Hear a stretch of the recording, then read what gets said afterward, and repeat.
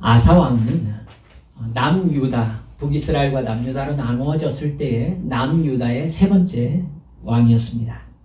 그는 하나님의 도우심으로 구약에서 가장 극적인 전쟁의 승리를 거두었던 왕 중에 한 사람입니다. 그런데 우리가 읽었던 본문처럼 말년에 영적인 어두움에 빠져서 잘못된 조치를 취함으로써 생명을 잃게 됩니다. 참 안타까운 왕입니다. 우리가 뒤에 가면 이제 우시야 왕도 여러분 보시고 그러셨겠습니다만은 처음에 참 하나님 앞에 신실하게 믿음을 지키다가 뒤에 가서 결정적인 실수를 저지르는 그런 임금들을 이렇게 살펴보게 됩니다. 참 안타깝죠. 우리가 처음 믿음을 잃었다라고 하고 간단하게 뭉뚱그려서 그냥 넘어가기에는 우리들의 삶 속에서 디테일하게 적용할 수 있을 만한 말씀이 될 수 없겠다 싶어서 오늘은 이 아사왕의 이 말년의 모습을 보면서 우리가 어떤 영적 분별력을 가지고서 어떤 영적 조치를 취해야 문제의 근본에 다다를 수 있겠는가라는 부분에 대해서 여러분들과 말씀을 한번 나누어 보고자 합니다. 아사왕에게 일어난 일을 이해하려면 아사왕이 어떤 일을 겪었었는지를 간단하게 여러분 살펴보셔야 됩니다. 그래야 하나님이 기대하시는 아사왕의 그 다음 단계가 있거든요. 우리들의 삶에도 마찬가지예요. 우리들이 어떤 일을 해서 하나님과 관계를 맺어서 하나님과의 관계 속에서 이런 하나님을 경험했다면 하나님께서 그 다음 스텝으로 나에게 기대하시는 영적인 라인이 있어요. 그 다음 스텝이 있다고요. 그런데 참 많은 분들이 여기에 머물러 있으려고 하든지 아니면 오히려 이 상태보다 밑으로 내려오는 사람들이 참 많아요. 하나님을 경험한 것을 내 삶의 본질로 생각하지 않고 감정적 경험으로 생각하기 때문에 그래요. 성령 충만은 감성 충만이 아니에요. 우리 삶의 현실이에요. 천국은 눈 감은 세계에 있는 것이 아니라 우리의 눈뜬 세계 속에서 우리가 언젠가 발을 디딜 곳이에요. 어디에 있습니까? 여러분 그렇게 파고 들고 올 것 같으면은 저는 아무것도 증명할 수 없어요. 하지만 그곳에 가 있는 분들이 있고요. 우리가 그분들을 머지않아 보게 될 거예요. 여러분 예수 믿는 것은 실제입니다. 감성적 경험이 아니고 교훈이 아니에요. 우리가 살아가는 일상이에요. 그리고 성령은 우리가 매일 겪어가는 현실이에요. 이렇게 성령의 역사가 나의 현실로 와 있지 않은 사람은 예수님을 믿는다는 게 무슨 뜻인지를 몰라요. 우리 한빛 성도들은 내가 이렇게 행동하고 이렇게 생각하고 이렇게 말하는 이유에 하나님과의 관계를 명확하게 이야기할 수 있는 실제적이고 현실적인 나의 삶 속에서 경험하는 하나님과의 만남이 있는 성도들이 되셔야 합니다. 할렐루야. 네. 아사왕은요,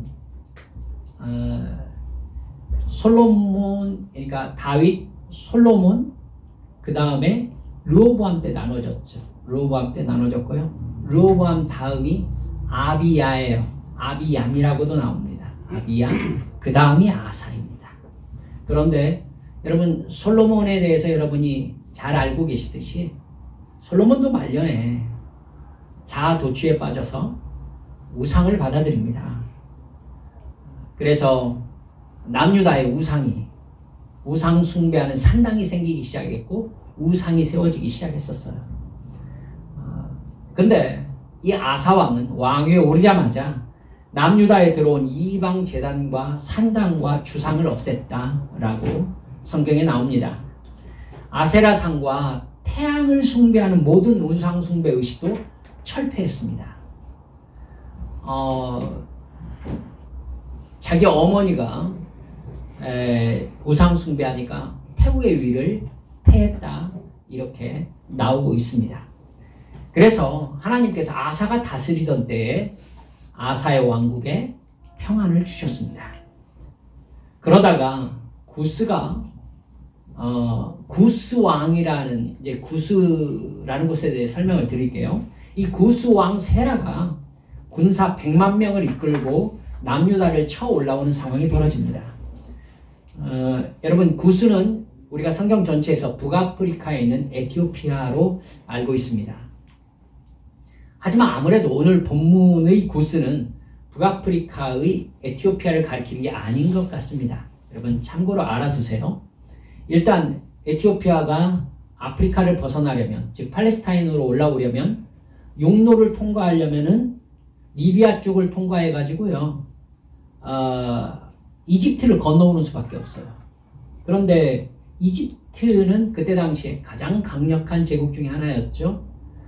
에티오피아가 팔레스타인으로 올라가는 길을 열어줄 리가 없습니다. 그렇지 않고 방법은 배 타고 오는 방법밖에 없죠. 배 타고 100만 대군이 이동할 수 있습니까? 아마 그러지 못할 것이다 라고 생각할 때 에티오피아가 북아프리카에 있는 그 나라가 아니었을 가능성이 높다 싶어서 제가 찾아봤어요. 아마 이스라엘 남쪽, 이집트 북쪽, 그쪽에는 미디안 땅 있지 않습니까? 여러분 그 미디안 땅 아라비아 쪽에 있던 나라 중에 구스라는 나라가 있었던 것 같습니다. 역대하 21장 16절 보니까요, 여호와께서 블레셋 사람들과 구스에서 가까운 아라비아 사람들의 마음을 격동시키사 여호람을 치게 하셨다, 이렇게 나오고 있네요. 즉 오늘 본문의 구스는 북아프리카의 에티오피아를 가리키는 것이 아니라 이집트 바로 위에 아라비아 쪽의 나라였던 것 같습니다. 어디든지 그건 본질이 아니니까 그들이 아마 북쪽으로 진군하면서 가장 처음 만나는 이 남유다와 부딪혔던 것 같습니다. 아사는 이 군사력에서 현격한 차이를 느낍니다. 그래서 하나님께 유명한 기도로 부르짖습니다. 역대하 14장 11절이죠. 여호와여, 힘이 강한 자와 약한 자 사이에는 주밖에 도와줄 이가 없사오니 우리 하나님 여호와여, 우리를 도우소서. 우리가 주를 의지하오며 주의 이름을 의탁하옵고 이 많은 무리를 치러 왔나이다. 여호와여, 주는 우리 하나님이시오니, 주는 우리 하나님이시오니 원하건대 사람이 주를 이기지 못하게 하옵소서. 대단한 기도죠. 여러분, 저들이 군사력으로 만약에 남유다를 이긴다면 이것은 사람이 하나님을 이기는 것입니다. 그러니까 나는 완전히 하나님께 속한 자라는 확신이 있는 기도였죠. 이 기도가 끝나자 하나님께서 구스를 치셨다라고 성경에 이야기합니다. 즉각적인 응답이 있었던 거예요. 14장 12절입니다. 유다 사람들은 블레셋 그랄 땅에 이르기까지 구스 사람들을 쳐서 이겼습니다. 노력한 물건들이 아주 많았다. 100만 대군이었으니 어마어마했겠죠. 여러분, 엄청난 노량물을 가지고서 이제 예루살렘으로 들어왔습니다. 성경에 표현하기를 한 사람도 패한 사람이 없었다 일 정도로 엄청난 성공이었습니다. 이제 예루살렘으로 개선에 들어오는 이스라엘의 군대에 하나님이 아사랴 선지자를 보냅니다. 그래서 아주 중요한 말씀을 전하고 있어요. 15장 2절 말씀인데, 너희가 여호와와 함께하면 여호와께서 너희와 함께 하실지라. 너희가 만일 그를 찾으면 그가 너희와 만나게 되시려니와 너희가 만일 그를 버리면 그도 너희를 버리시리라. 여러분, 선지자의 가장 중요한 메시지가 뭐라고 그랬죠? 돌아오라 라는 거라고 말씀드렸죠. 여러분, 하나님께서 저에게 이렇게 해주시면 저는 이렇게 하겠습니다 라고 하나님께 우리는 가끔 그렇게 기도합니다. 하지만 성경 전체를 통해서 그런 기도는 극소수만 나오고 있다는 것을 여러분 잊지 마시기 바랍니다. 하나님께서 사람에게 언제나 이렇게 말씀하세요. 네가 이렇게 하면 내가 이렇게 하겠다. 근데 우리는 거기에서 하나님이 이렇게 하면 제가 이렇게 할게요 라고 조건을 겁니다. 여러분 절대 그렇지 않습니다. 내가 이렇게 해야 하나님께서 움직이십니다. 하나님의 사랑은 이미 십자가로 확증되어 있는 상태이기 때문입니다. 아멘? 네. 여러분 이걸 잊지 마세요. 우리는 하나님이 이렇게 나의 기도를 들어주시면 저를 사랑하는 줄 알겠습니다. 아주 불신앙적인 기도죠. 하나님을 이용해서 이익을 취하려는 기도입니다. 하나님의 사랑은 이미 십자가를 통해서 우리에게 완벽하게 증명된 상태입니다. 그렇기 때문에 그 다음에 하나님의 반응은 우리가 이 믿음에 어떻게 반응하느냐에 달려있는 거죠. 네, 이스라엘 백성들도 똑같아요. 이스라엘은 하나님의 나라입니다. 하나님께서 이집트에서 꺼내오셔서 나라를 주셨어요. 그리고 하나님께서 지금까지 이끌어 오셨습니다. 그렇기 때문에 너희들이 하나님을 찾으면 나도 너희들의 하나님으로 있겠다. 이게 하나님의 약속이신 겁니다.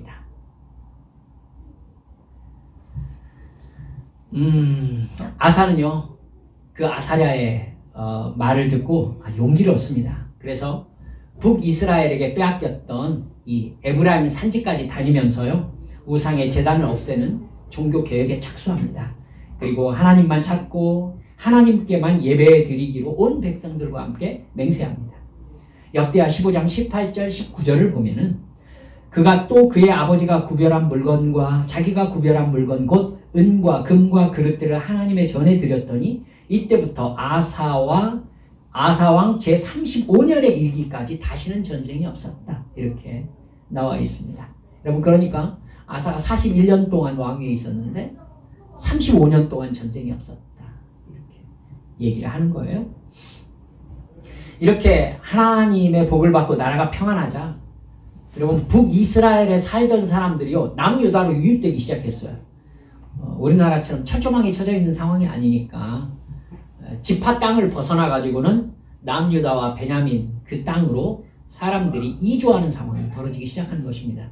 여러분 고대에서는 사람들이 이주한다는 것은 곧 무엇과 관계 있는 거예요? 군사력과 관계 있죠. 군사력과 관계 있어요. 그러면 이 일이 계속되면 북이스라엘이 약해진다는 의미가 되지 않습니까? 하나님의 마음에 그냥 쏙 들었던 왕이었던 겁니다. 아사왕이. 근데 이제 상황이 살짝 반전되는 일이 벌어지는데 36년째 되던 해 북이스라엘 왕 바하사가 마음을 먹어요. 이렇게 남유다로 자기 백성들이 이주하기 시작하면은 이거 평판에도 문제 있을 뿐만 아니라 군사력적으로도 문제가 있다 싶어가지고요. 베냐민 땅까지 진출해가지고 여러분 남유다의 영역이 유다와 베냐민이거든요. 베냐민은 너무 작아서 잘 언급되지 않습니다만은 베냐민 땅까지 진출해가지고 라마라는 곳에다가 이제 국경성을 짓기로 마음을 먹어요. 여러분 베냐민 땅 라마에 이제 성을 북이스라엘의 바하사 왕이 짓는다는 것은요 예루살렘 바깥 8km 정도밖에 되지 않아요. 그러니까 굉장히 가까운 곳에 북이스라엘의 성이 건축되고 있는 상황이 이제 벌어진 것입니다. 그러니까 바하사 왕은 남유다로 유입되는 자기 백성을 차단할 생각뿐만 아니라 남유다를 교역로를 이제 차단하려는 생각을 했던 것이죠. 남유다 입장에서는 교역길이 막히고 북이스라엘의 군사적 위협에 노출되는 상황이 벌어진 것입니다. 근데 여러분 아사왕이 여기에서 뜻밖의 조치를 취합니다. 오늘 본문 2절 3절을 보니까요. 아사가 여호와의 전 곳간과 왕궁 곳간에 은금을 내어다가 다메섹에 사는 아람 왕 베나닷에게 보내며 이르되 내 아버지와 당신의 아버지 사이와 같이 나와 당신 사이에 약조하자. 내가 당신에게 은금을 보내노니 와서 이스라엘 왕 바하사와 세운 약조를 깨뜨려 그가 나를 떠나게 하라. 그러니까 지금 이 말을 통해서 우리는 여러 정보를 알 수 있죠. 이미 베나닷과 북이스라엘이 조약을 맺은 상태라는 걸 알 수 있겠죠. 조약을 맺은 상태예요. 그런데 성전 곳간에 있는 은금들을 다 털어가지고는 베나닷에게 보내면서 뭐라고 한 거냐면은 바사와의 조약을 깨뜨려라. 지금 이 사람들이 라마에다 성을 짓고 있어서 내가 당신에게 이런 금은을 보낸다. 이걸 받고 바사 왕과 조약을 무효로 하고 나와 조약을 맺자. 당신이 북쪽을 쳐다오. 여러분 베나닷 즉 아람은 남유다 입장에서는 북동쪽이에요.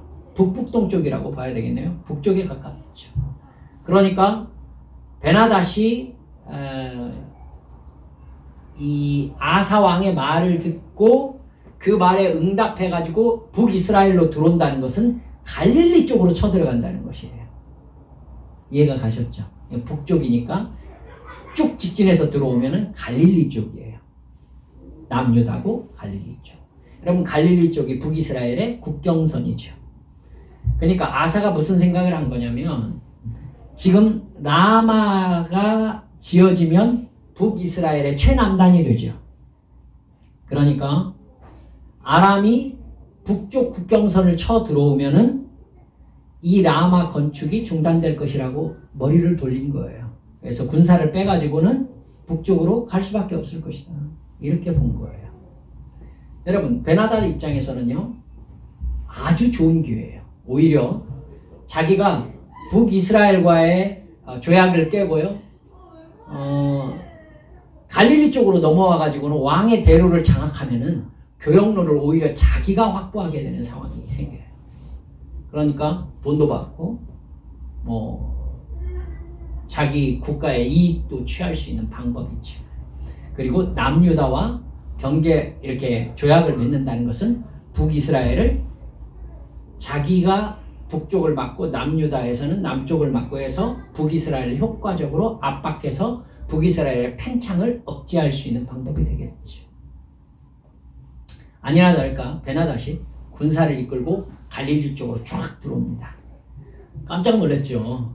그래서 바사가요 라마를 짓던 곳에서 군사를 다 빼가지고 북쪽으로 빠져나갑니다. 그래서 그때 당시에는 사마리아가 북이스라엘의 수도가 아니라 디르사라는 곳이 수도였거든요. 그 디르사로 급하게 돌아가요.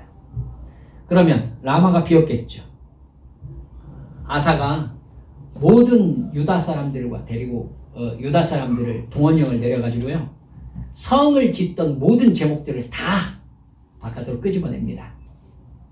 그래가지고 미스바를 건축합니다. 또 하나 있었는데 미스바 말고 게바와 미스바 성을 건축을 합니다. 여러분 그러니까 생각해보면 세상에서는 이런 걸 지혜라고 한다는 거예요. 여러분 이해할 수 있겠죠. 정치적으로 기가 막힌 수를 쓴 거예요. 비록 성전에 있는 은금을 다 내주었지만은 그것 못지않은 이득을 얻었어요. 성 재료들 모두 다 얻어서 게바와 미스바를 지었죠. 그리고 베나닷을 자기 우군으로 만들었죠. 그래서 북이스라엘 효과적으로 압박할 만한 외교적, 정치적 조치를 취할 수 있게 된 것입니다. 아사왕 입장에서는 결과적으로 성전의 금과 은을 베나닷에게 줄만 했다라고 할 만한 이익을 얻었다라고 생각한 것입니다. 여러분 이걸 하나님의 축복이라고 생각한다면 어떨까요? 괜찮지 않나요?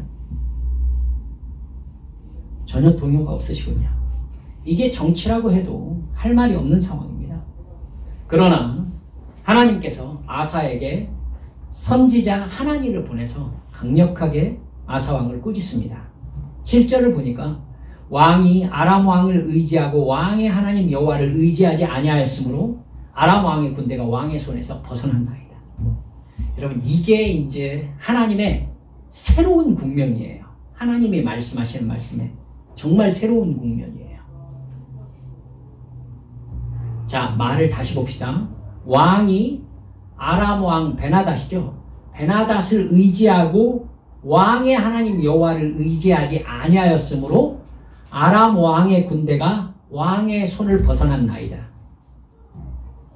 여러분 지금 아사는요 베나닷이 자기보다 강하다고 생각하고 있었어요. 그래서 도움을 요청한 겁니다. 그런데 알고 보니까 아사왕이 하나님을 섬기고 있으니까 아사왕의 손에 하나님이 베나닷을 묶어놓고 계셨다는 것이 밝혀졌어요. 그죠? 사랑하는 여러분들, 이 부분이 우리가 어떤 상황에서 내가 이걸 놓치고 있지 않은가 깊이 생각해야 될 부분이에요. 자, 일단 한번 나가봅시다. 아사랴가 왕이 망령되게 행해서 이제부터 하나님이군요. 하나님과 왕이 망령되게 행해서 이제부터는 전쟁이 있을 것이다 이렇게 통보하죠. 그러자 아사왕이 완전히 열받아가지고 그를 옥에 가두었다라고 10절에 나오고 있습니다. 이건요 아사왕이 지금 자기가 한 일을 잘했다라고 생각하고 있다는 증거죠.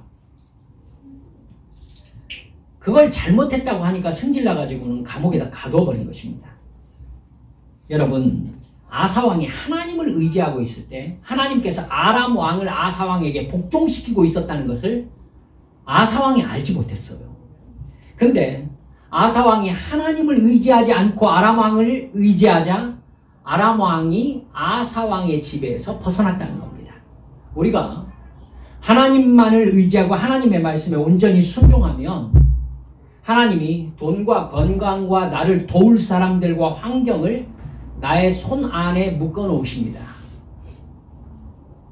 하나님을 섬길 때 나머지가 하나님께서 세우신 질서대로 복종하는 것입니다. 근데 거꾸로 내가 돈을 숭배하고 권력을 숭배하고 사람을 의지하면 하나님이 세우신 질서가 무너져요. 하나님이 손을 놓아요. 즉 그것들이 내 지배를 벗어나서 나를 지배하려고 달려들기 시작한다는 것입니다. 하나님을 의지하면 하나님께서 나를 지배하시잖아요. 이건 너무나 당연해요. 하나님이 나를 만드셨으니까. 근데 내가 하나님을 의지하면은 그 어떤 것들이 나를 틈타서 나를 지배할 틈이 생기질 않아요. 하나님께서 나를 지키시기 때문에. 그 안에 축복과 평안이 있습니다. 근데 돈을 의지하면 돈이 나를 지배하기 시작해요. 돈의 노예가 돼요. 돈의 지배를 받는다는 것은 곧 악령의 지배를 받는다는 거예요. 왜냐하면 돈과 권력을 이용해서 사람은 스스로 존재하는 존재가 되고 싶어 하기 때문입니다. 여러분 이건 그냥 너무나 당연하게 알고 계셔야 돼요. 사람이 왜 돈과 권력을 가지려고 합니까? 하나님을 의지하지 않아도 스스로 살 수 있는 방법을 만들기 위한 영적 본능에서 생겨난 것이 욕심이에요. 정말 하나님을 섬기는 하나님의 백성들은요, 하나님께서 그것을 돈과 권력을 의지하지 않게 하는 훈련부터 시키십니다. 여러분 그 훈련에 들어가 보셨죠? 들어가 보셨죠? 틀림없어요. 돈과 권력을 의지하는데 하나님의 백성이다? 우리 한빛 성도들은요 그러지 않기를 소망합니다. 하나님께서 반드시 천국에 데려가시려는 당신의 백성이 확실하다면은 그가 돈과 권력을 의지하고 있을 때에 그에게서 돈과 권력을 반드시 빼내십니다. 반드시 빼내세요. 그러셔야 하나님이 나를 사랑하시는 겁니다. 아멘 하세요. 그건 저도 겪고 여기에 계신 권사님도 겪고 여러분 그렇게 하셔야 우리 안에 하나님만 의지하는 믿음이 생겨요. 사람은 절대로 돈과 하나님을 겸하여 섬길 수 없습니다. 누가 그러셨어요? 예수님께서 말씀하셨어요. 돈과 하나님을 겸해서 섬길 수 없어요.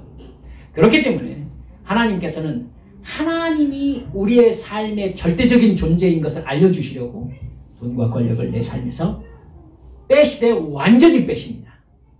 완전히 빼세요. 그래서 말이 거칠어 죄송합니다만 일용할 양식을 위해서 기도하게 만드세요. 그래서 주기도문에 일용할 양식을 두신 것 같아요. 하나님께서 오늘날 우리에게 일용할 양식을 주옵시고. 여러분 오늘 하루 먹을 양식을 위해서 기도해 보셨습니까? 하나님께서요 하나님만 의지하는 백성으로 만드시기 위해서 이스라엘 백성들을 이집트에서 노예로 만드셨다는 것을 잊지 마세요. 노예는 내일이 없어요. 소망이 없어요. 그렇기 때문에 하나님만 바라볼 수밖에 없어요. 그래서 출애굽기 2장에 뭐라고 나옵니까? 이스라엘 백성들이 하나님을 향해서 부르짖는 소리가 하나님께 들렸다라고 나옵니다. 여러분 아무것도 없으니까 일용할 양식조차 부족하니까 너무너무 고통스러우니까 하늘만 바라보면서 나를 구해 주시라고 하나님께 부르짖는 것입니다.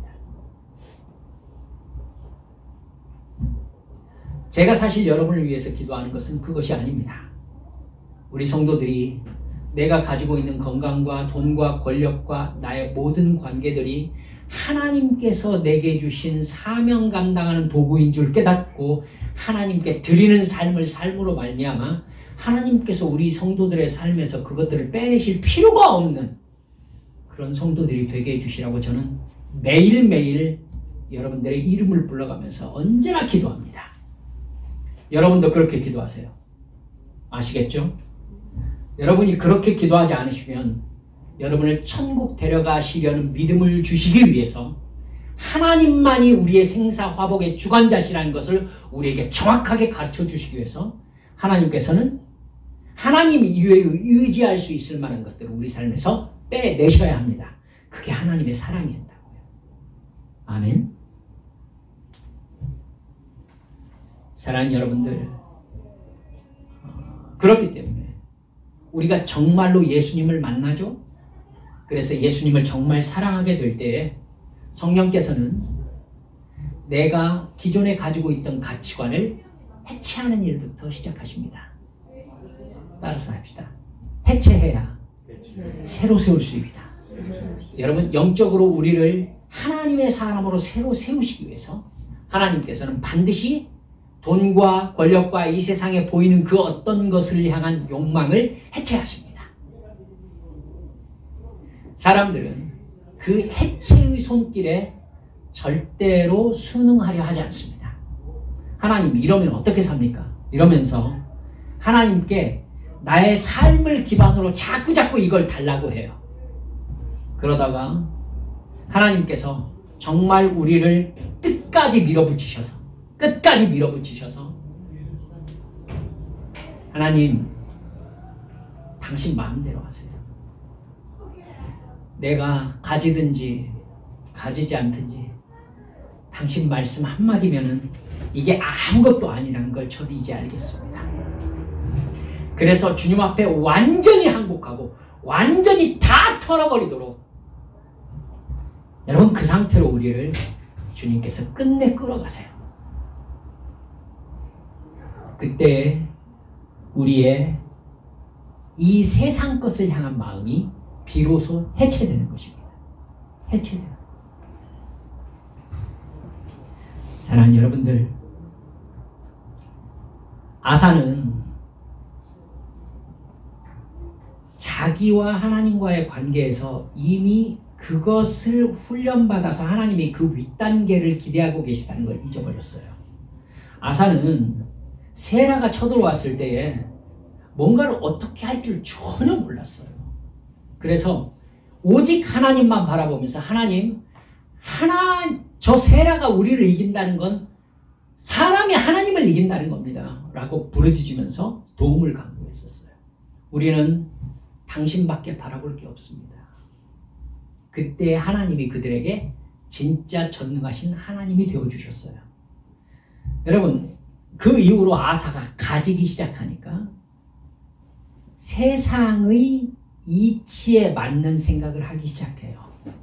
여러분, 아사가 전쟁터에서 베나닷을 이용해 가지고는 북이스라엘을 치게 하고 자기가 이득을 취한 것, 세상 방법으로는 절대 잘못한 게 아니에요.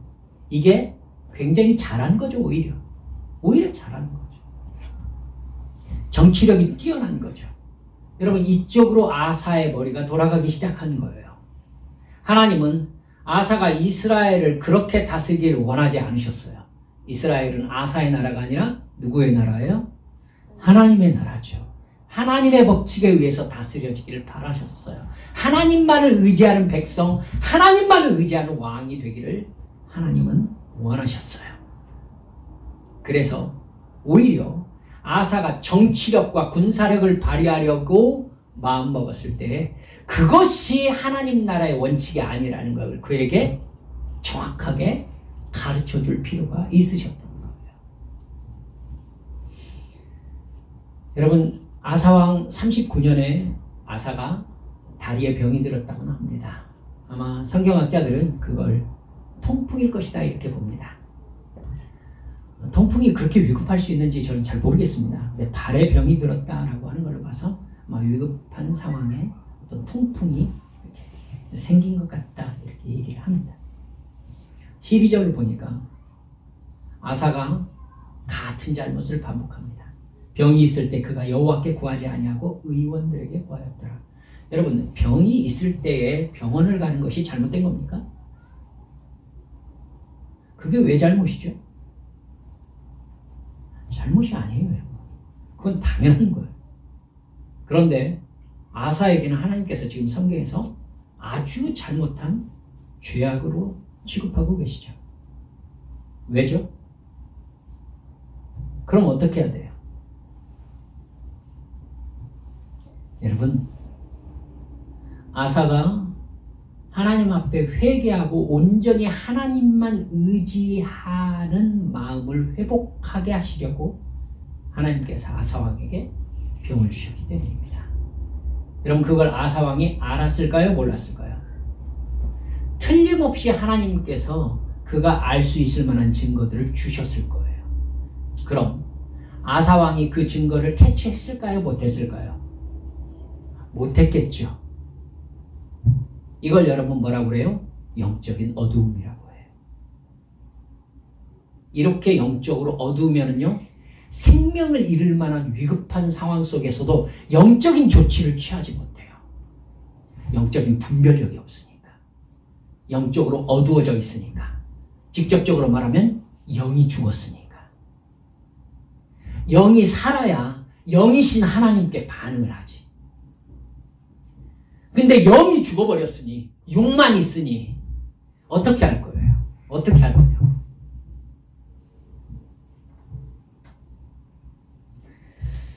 여러분, 하나님이 나에게 바라시는 것이 무엇인지 전혀 감을 잡지 못하고 있던 아사왕은 결국 그 병에 41년, 즉 3년 동안 앓다가 생명을 잃게 됩니다. 사랑하는 여러분들, 우리의 상황으로 이렇게 가져와 볼까요? 돈 없이 살 수 있습니까? 어떻게 삽니까? 여러분, 돈을 가지고 어떤 위치에 있어야 우리는 이 세상에서 그냥 먹고 살 뿐만 아니라 어떤 역할을 해낼 수가 있습니다. 세상에서 산다는 것은 돈과 지위가 없으면은 그러면 살아갈 수가 없어요, 이 세상에서. 근데 하나님을 믿는 사람들이란 이 세상의 원칙에 앞서서 하나님의 뜻이 무엇인가에 대한 영적인 시각이 열린 사람이라는 의미입니다. 그렇기 때문에 하나님을 믿는 하나님의 자녀들은요, 모든 상황 앞에서 어떻게 해야 내가 이득을 볼 수 있는가에 앞서서 하나님의 뜻이 무엇인가를 먼저 묻는 사람들입니다. 우리에게 가장 중요한 것은 하나님께서 어떻게 생각하시는지를 아는 일이에요. 우리 역시 돈과 권력으로 스스로 존재하기 위해서 신을 이용하려고 교회에 다녔었던 사람들입니다. 사람은 누구를 막론하고 타의에 의해서 내가 변화되는 걸 싫어합니다. 그래서 나도 역시 내 열심으로 하나님을 변화시키려고 하지 내가 변화되려고 하지 않습니다. 굉장히 중요한 포인트입니다. 우리는 열심히 기도해가지고 내가 변화되려고 하지 않고 하나님을 변화시키려고 해요. 열심히 하나님 앞에 부르짖어서 상황을 변화시키려고 하지 내가 변화되려고 하지 않아요. 그런데 우리 삶에서 만나는 문제의 대부분의 목적은 무엇이냐면 하나님께서 나를 변화시키기 위해서 주신 문제들입니다. 그런데 우리는 내가 변화되려고 하지 않고 하나님을 변화시켜서 내 뜻대로 응답하게 만들고 싶어하고 상황이 바뀌어가지고 내 뜻이 이루어지길 바라요. 사랑하는 여러분들, 이것이 아사왕의 초기와 말년의 아사왕의 결정적인 차이입니다. 그래서 선지자 아사랴가 그랬던 것입니다. 너희가 하나님을 찾으면 하나님도 너희를 찾으실 것이다. 너희가 하나님을 버리면 하나님도 너희를 버리실 것이다. 하나님만 의지하라. 하나님의 뜻이 무엇인지를 알아라. 이 세상의 이치가 어떻게 돌아가든지 너는 영으로 살아라. 이 얘기입니다. 성경에서 옛사람, 옛마음, 새영, 새 마음 이런 얘기가 많지 않습니까? 성령께서 우리에게 오셔서 돈과 권력을 최고의 가치로 여기던 옛사람의 가치관을 해체하신다는 것이 성경은 아주 전제가 되어 있어요. 성령께서 오시면은 내가 죄인이었다, 내가 틀린 생각 속에서 살았다라는 것을 확실하게 증명하십니다. 내 삶 속에서 돈과 권력을 빼심으로, 그래서 고통을 당하게 하심으로 하나님만 의지하게 하시면서 내 삶의 전권을 하나님이 쥐고 계시다는 것을 우리에게 깨닫게 하시죠. 그래서 순간순간 하나님만 믿고 의지하며 살게 만드세요. 그 사람이 예배를 사랑하게 되고 성경을 읽게 되고 하나님을 향하여 부르짖어 기도하게 되고 11조를 드리면서 내 소유의 주인이 하나님이심을 인정하게 되고 이런 하나님을 믿으라고 이웃에게 전도를 하게 되고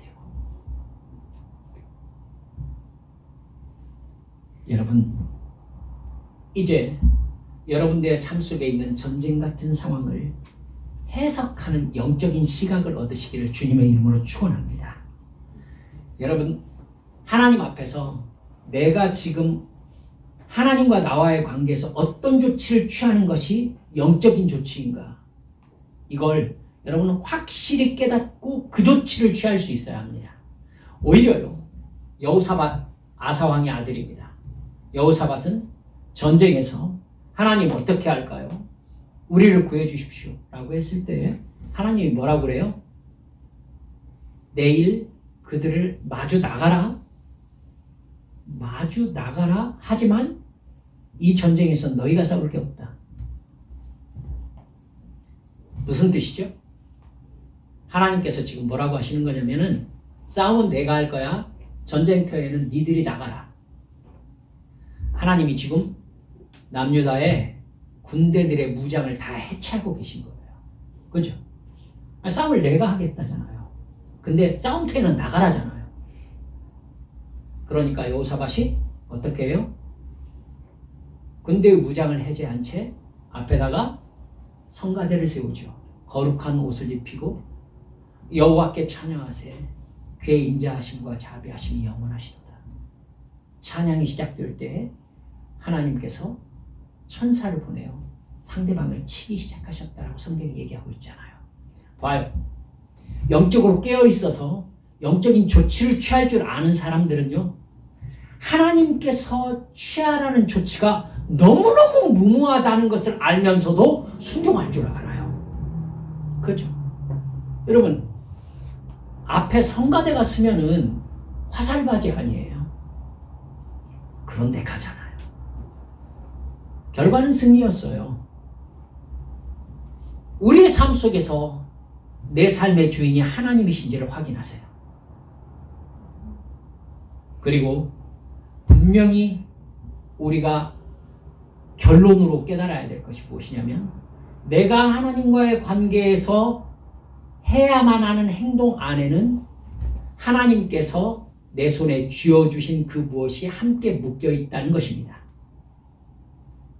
아사왕 통해서 그거 아시겠죠? 아사왕이 하나님을 믿고 의지하는 그의 믿음의 행동에 뭐가 묶여 있었어요? 아람 왕의 지배권이 묶여 있었어요. 그렇죠? 우리의 예배에 하나님이 무엇을 묶어 놓으셨는지 여러분 아세요? 아셔야 돼요. 그래서 내 예배가 무너졌을 때 내 삶에서 무엇이 무너지는지를 여러분 감을 잡고 계셔야 돼요. 나의 매일의 기도 생활에 하나님께서 무엇을 묶어 놓으셨는지 알고 계세요? 그걸 체크하지 못하면 기도하지 못함으로 인해서 그것이 무너지는 걸 방치하게 돼요. 방치하게 돼요. 사랑하는 여러분들, 이것을 제대로 아는 것이 지혜고 영적인 분별력입니다. 그래서 제가 우리 한빛 성도들에게 매일매일 시간을 정해놓고 기도하시고 성경 읽으세요. 자꾸 여러분들에게 얘기하는 것이 이거에 여러분의 삶에 가장 중요한 그 무엇인가가 묶여 있다는 것을 제가 알고 있기 때문입니다. 이게 여러분들의 삶에서 해체되면요, 맨 나중에 가서는 이래요. 그때 그랬어야 되는구나. 그때 내가 기도했어야 되는구나. 그때 내가 이 사람을 찾아가는 게 아니라 하나님 앞에 금식하며 부르짖었어야 되는 거구나. 나중에 알게 돼, 나중에 알 때는 내가 가졌던 걸 다 잃은 다음이라고. 아사가 하나님을 의지하지 않으니까 아사왕의 손에서 베나다시 벗어나요. 내가 기도하지 않으면요, 내 직장에서의 형통이 내 손을 벗어날 수도 있어요. 여러분을 협박하는 게 아니에요. 이게 예수 믿는 사람들의 당연한 삶의 원칙이에요. 나의 예배에 나의 하나님께서 주신 복이 묶여 있어요. 이게 되지 않으면 우리는 맨 처음에 한두 번은 모를 수 있겠죠. 하지만 여러분, 그게 진행되면서 내 삶에서 하나님께서 주신 축복이 벗어나기 시작해요.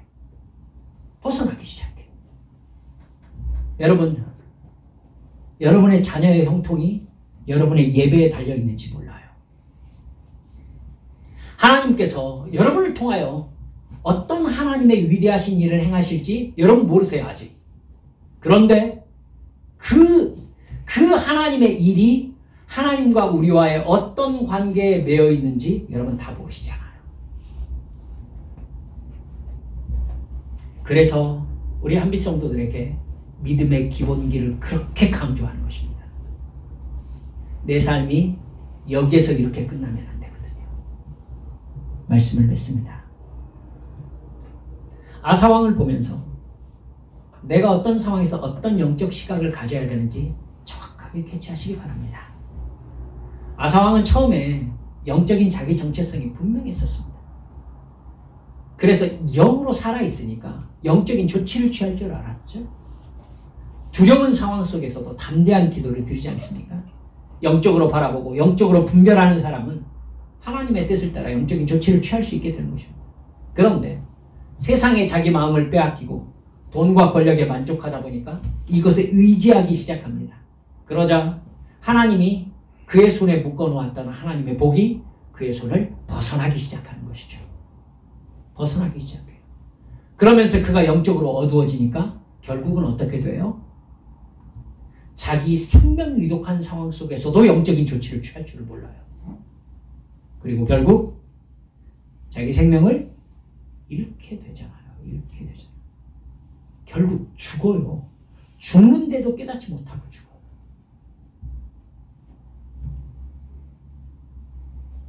늘 기도를 깨어서 성령께서 주시는 감동에 민감하게 순종하세요. 주님께서 복을 주시려고 주시는 말씀이에요. 그런데 여러분, 복의 반대편에는요, 그거에 순종하지 않았을 때에는 하나님의 이전과 다른 징계도 함께 붙어 있어요. 이해가 가시죠? 여러분, 천국의 반대는요, 지옥이에요.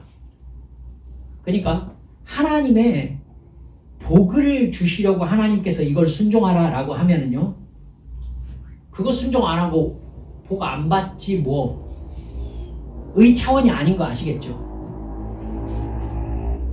하나님의 축복의 반대는 아무것도 없음이 아니라 저주예요. 천국의 반대편에는 뭐가 있어요? 지옥이 있다니까요. 그러니까 지옥을 안 가는 방법은 천국 가는 방법이에요. 성경 자체가 이렇게 되어 있잖아요. 그러면 하나님의 축복의 길 아닌 길은요, 여러분, 저주의 길이잖아요. 징계의 길이고 고통의 길이에요. 중간은요, 없어요. 없어요. 처음에 말씀드렸습니다. 하나님께서 우리에게 말씀하시는, 기대하시는 그 다음 단계가 있다고요. 하나님은 우리에게 복을 주시고, 하나님께서 우리에게 하나님과 나와 감당해야 될 영적인 사명으로 나를 쫙 이끌어 가시거든요. 그거 안 하면은 그냥 괜찮지 않을까요? 아니에요, 그게. 그거 반대에는요, 이 크기만큼의 징계예요. 이 원칙을 꼭 깨달으세요. 이 원칙을. 그러니까 주님께서, 성령께서 나를 깨닫게 하셔서 순종하라 하신 말씀에는 순종하러 나가야 돼요. 순종해야 돼요. 이거 아니고 그냥 여기에 있을 수 없어요. 없어요. 없어요. 언제나 천국의 반대는 지옥이에요. 지옥.